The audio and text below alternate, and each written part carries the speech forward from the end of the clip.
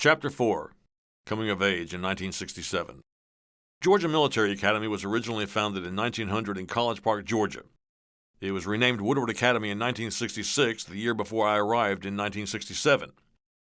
The school was now easing up its military culture in place of a more relaxed and co-ed environment. The name and uniforms had changed, but there was just no way to change 66 years of tradition overnight. Students were still required to line up in formations at attention, to be directed by bugle calls, and to maintain a short and trimmed haircut. We were still subject to formal monthly military-type inspections. It was quite strict when I first arrived, but each year, various rules were relaxed and or changed.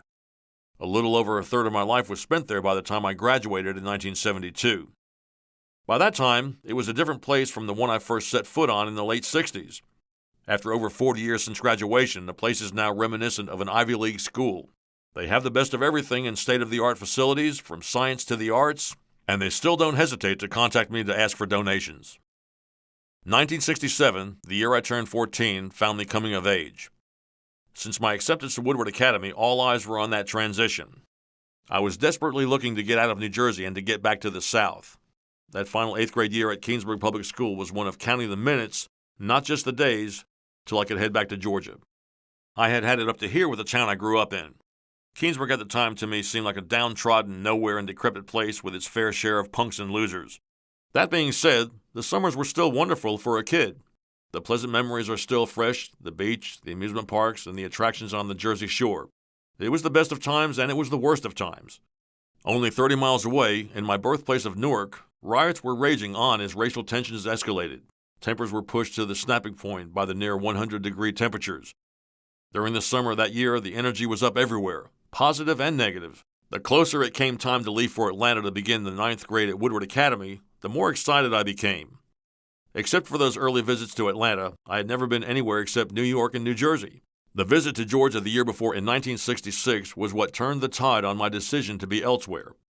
There was a life and big world out there, and like most youngsters, I wanted to get involved. FM radio was not yet the norm. All of the hits of the day were being played on AM radio. I would sit on my grandmother's front porch, next door to my house on Howard Avenue in Keansburg, New Jersey, listening to a little transistor radio all afternoon during the summer of 1967. That radio still sits as a memento in my workshop. The music was rocking. The Doors, the Beatles, the Mamas and the Papas, Procol Harum and others, all now legendary artists. While 1967 was being referred to as the Summer of Love, Scott McKenzie's If You're Going to San Francisco was up on the charts. It presented a utopian impression of the happenings then out on the West Coast. At this time in my life, the moon seemed closer. When traveling to San Francisco many years later to play gigs, a ride through Golden Gate Park would have me imagining what it was like that summer. In early August of 1967, I was finally southbound. An extra month was scheduled in before going to boarding school to visit my relatives. It was great just being in Georgia and catching up on lost time with my grandmother, aunts, uncles, and cousins. My dad flew down with me and would return a month later at the end of August to get me entered in school. There was all of that usual red tape involved with getting registered in school and getting settled into my dorm. The day finally arrived for me to change into that school uniform and enter boarding high school at Woodward Academy in College Park, Georgia. One small step for me, and one giant leap closer to manhood. Initially, it appears that my transition was harder for my dad than it was for me. My aunt told me that he did cry for a little while after leaving me there at school. Admittedly, it was a scary feeling being left on my own in boarding school on that last Sunday in August 1967. New shoes, new uniforms, new bed linens, new towels, new haircut. Everything was new and strange.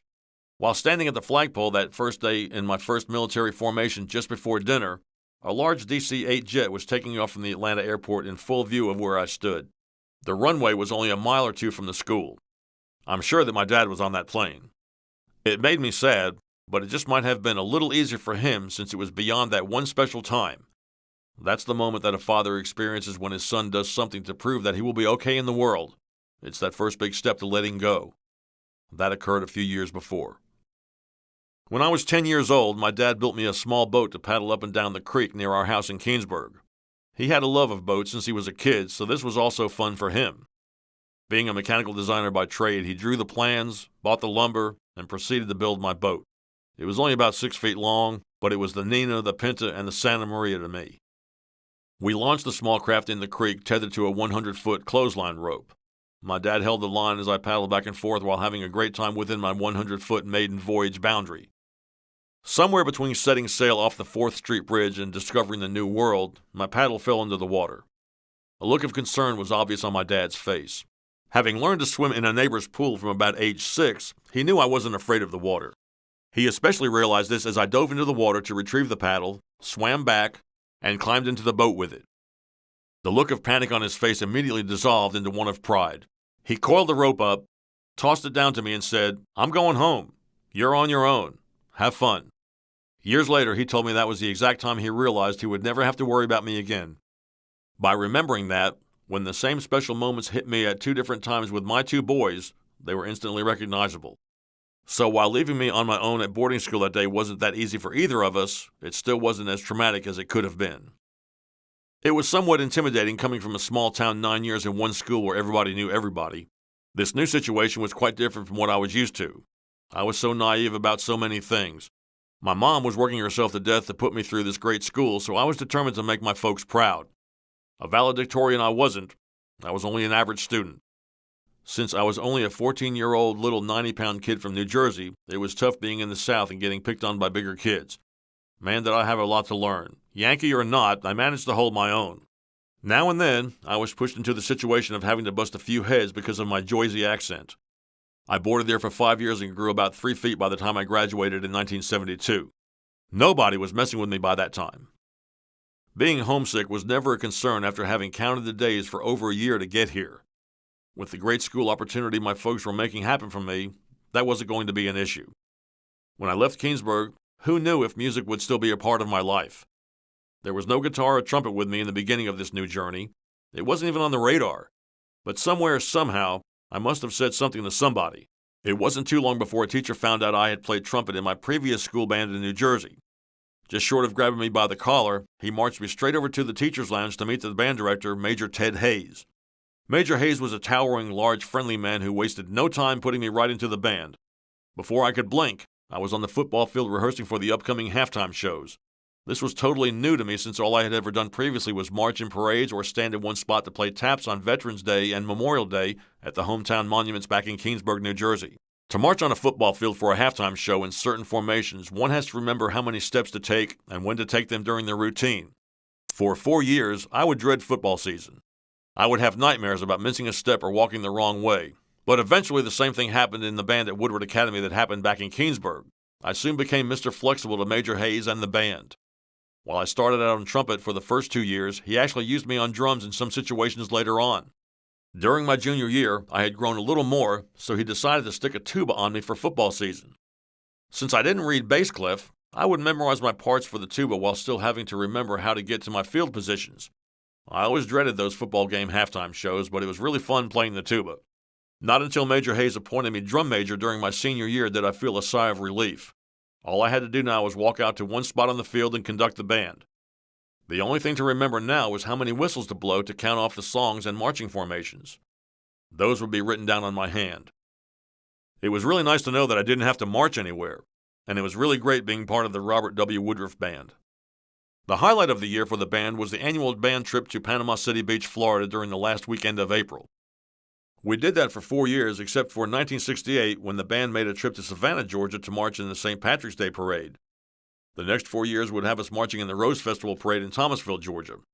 The minute that was over, we would hop back on the bus and head straight to the beach on the Florida Panhandle for the weekend. At the beginning of each school year in late August, someone would write the number of days until the PCB trip on the upper right-hand corner of the band room chalkboard. It would get changed each day, counting down the 250 or so days until the bus would pull out with the band heading south to the beach. This was my first taste of the road, preparing for the over 1 million miles I would eventually spend touring and playing music. We had an absolute blast every year. There was another opportunity that I look back on fondly. During my sophomore, junior, and senior year, Major Hayes made me a member of a little combo referred to as the Mini Brass. It consisted of Dan Cathy, now CEO of Chick-fil-A, on trumpet, his younger brother Bubba Cathy on trombone, James Andrews on saxophone, Bruce Hayes, son of Major Hayes, on drums, and me, simply pounding the bass drum. I told you I was flexible. Since we had the Chick-fil-A family involved, we wore white ties with Chick-fil-A emblems embroidered on them given to us by Dan and Bubba's dad, Chick-fil-A founder Truett Cathy. We also wore French blue dress shirts and white pants. Our main gigs would fall during football season when Georgia Tech and the Atlanta Falcons would play at home. On those home game days, the Regency Hyatt House would hire us to perform in the 25-story atrium lobby before the games. They would send a limousine for us. We would load all of us plus the instruments into the vehicle for the ride to and from downtown Atlanta. We would then sit up in the lobby and play various college fight songs, including Georgia Tech's Ramblin' Wreck.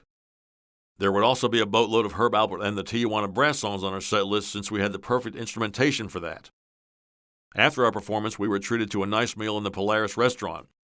It was the new and only blue dome flying saucer-looking restaurant in the U.S., rotating above downtown Atlanta on top of the Regency Hyatt House that offered a spectacular view of the surrounding metropolitan area.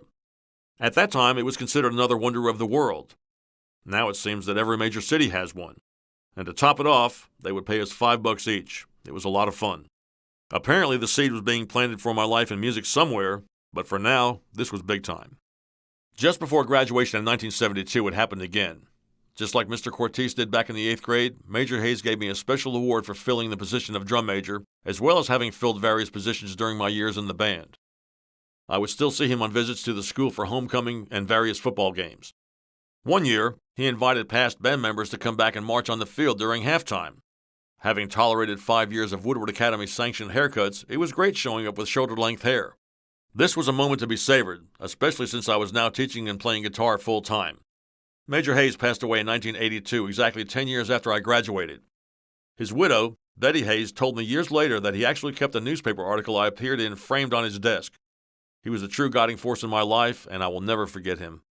Another great opportunity at Woodward Academy was the closed-circuit television station, the TV production curriculum, and the great facilities. At this young age, there was still the possibility of going full force in pursuing numerous life interests. Only later in life does everything go away except for the one thing you're left with, whatever that is. In 1967, Woodward Academy had what was referred to then as state-of-the-art studios and equipment. Growing up in a small, isolated New Jersey town, the infatuation of a voice from the radio, as well as images from TV, were almost hypnotic in trying to figure out what they were and where they came from. I immediately gravitated to the closed-circuit TV channel production facility to see what they had to offer. There was a Saturday morning TV club that allowed us young kids to get our feet wet learning and operating the video equipment. The videotape machines were the size of bathtubs. The tape was at least 2 inches in width on reels that seemed the size of huge telephone cable spools. Starting out in the classes and workshops available, I would eventually work my way up to TV director by my senior year.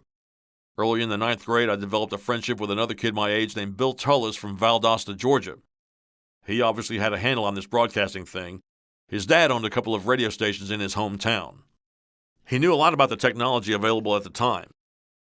Bill and I became buddies and would hang out together much of the time. We were also in the marching band together, he on trombone and me on trumpet. Many Saturdays would find both of us on a bus from College Park, Georgia, heading into Atlanta for the afternoon. He was on a weekly mission to visit as many TV and radio stations as he could. That was in addition to his regular pilgrimage to a large electronics store. For me, I was just glad to be there. Each weekend, we would visit a different radio station, check out the equipment, observe the operation, and talk to the guy working the weekend shift. We would occasionally run across a lonely radio engineer more than willing to let us visit the transmitter. Bill knew the gear and exactly what questions to ask. I didn't even know what the hell I was looking at, but I was sure learning by listening to his conversations. Bill and I became close friends. Like me, he was an only child. He came from a well-to-do family. He was pampered greatly as evidenced by the wonderful care packages of treats he would receive in the mail from his mom. I came from a New Jersey working-class family. To put me through this fine school, my mom didn't so much as buy a warm coat for herself in order to get me an education. I take that back. She did buy one coat that she kept for the rest of her life. About a month or two into the school year, Bill invited me to visit his hometown of Valdosta with him for a weekend. At this time, my southernmost point had never been any farther south than the Atlanta airport. We flew a Southern Airways rubber band prop plane that took as long to fly across the state of Georgia as it would take me to fly to the northeast. The flight made 3 stops, so it might have taken longer. There was no control tower at the Valdosta airport. When the plane landed, it was really odd seeing a country squire station wagon on the runway carrying a large sign that said, "Follow me," in all capital letters. This was the message to the pilot on where to taxi the plane.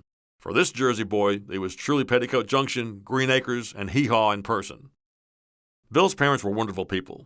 His mom was a successful interior designer, and his dad owned a couple of local radio stations. She always called her son Billy. In addition to owning the radio stations, his folks also owned the Azalea City Motel off a main exit on I-75. It was only about 10 miles from the Georgia-Florida line. They had a beautiful home. Billy had a lavishly furnished bedroom designed by his mother. He also had his own lavishly furnished kid version of a man cave in a separate building behind their home. In addition, he also had created his own small radio station with a signal that reached out around his neighborhood. He actually put me on the air on his station, which I thought was really cool. Other activities Billy included me in that weekend were visiting local Valdosta radio stations WVLD and WGAF. We met the DJs and checked out a third radio station whose call letters escape me. During the day on Saturday, we climbed a 100-foot fire tower. Billy knew the lady whose career spanned 15 years of climbing that tower to sit all day and watch for smoke.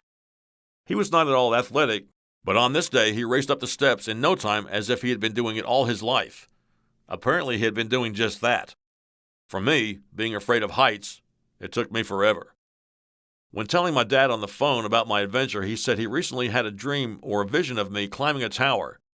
It was probably an example of a typical parent's sixth sense, which I would understand more in later years when I became one. Billy's folks also let us stay in their motel on Saturday night. They basically just let us have a great time being kids all weekend. Whenever checking into a hotel on the road for years to come, I would think back to this time. And to this day, when passing through Valdosta at that exit, a glance over to see which major motel chain has recently erected its sign at the old Azalea City Motel location is a requirement.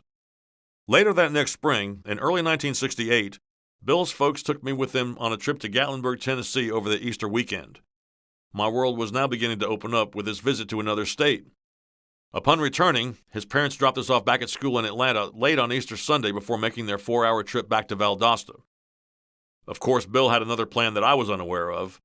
He had made an appointment to show up to visit the morning show at Atlanta's Channel 5 TV station, WAGA. He woke me up at 4 a.m. to catch 3 buses across town to get to the station. I thought he had lost his mind, but every time I tagged along with Bill Tullis, I always came away better for having done so.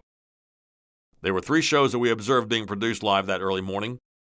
They were the Mr. Pick's Children's Show, local talk show The Don Barber Show, and an exercise show by a well-known local fitness instructor, Arden Zinn. The character, Mr. Pick's, was played by Dave Michaels, an anchor on CNN Headline News many years later. In addition, he was doing the news cut-ins between the Mr. Pick's segments that morning. Talking to Dave Michaels many years later, around 1990, at a CNN Christmas party, I mentioned to him that I was one of the 2 little boys in school blazers hanging around the station early on that Monday morning. Whether or not he remembered it, who knows? What a difference 30 or so years makes. Returning to the past, Bill Tullis only attended Woodward Academy for 2 years. He transferred to a different private school in 1968 after 10th grade. We wouldn't meet again until 6 years later.